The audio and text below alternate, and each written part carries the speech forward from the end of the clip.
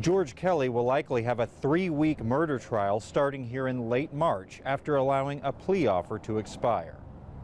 Yes, I'm here. Oh, very well. Thank you. Good to have you with us.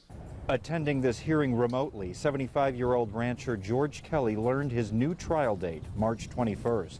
Seen here after his arrest, he's charged with second-degree murder and aggravated assault for the shooting death on his property of Gabriel Buitamea from Nogales, Sonora, last January. Just so you know, the reason I selected that date, I wanted to select a date that's far enough in advance of when the mandate came back from the Court of Appeals, which was, I think, in mid-December, but to provide the parties sufficient time to prepare for trial.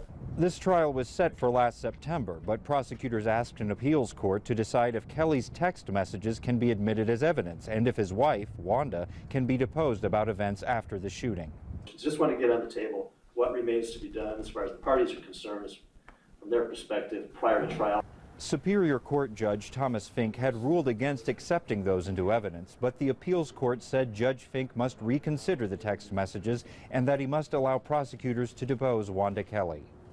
Obviously, the court has to rule on what the Court of Appeals dealt with, which is to order an additional period of time for the deposition of Mrs. Kelly, Mr. Kelly's wife, and also we have to have an additional hearing on the 404B issues regarding the text messages. Kelly also allowed a plea offer of negligent homicide to expire. That would have carried a maximum sentence of 8 years. Now, if convicted of murder, he could face up to 23.5 years in prison. Yes, Your Honor, we have discussed that plea with Mr. Kelly. It is his intention to reject that plea. The trial starts with 2 days of jury selection and will have 8 jurors and 4 alternates. In Nogales, J.D. Wallace, 13 News.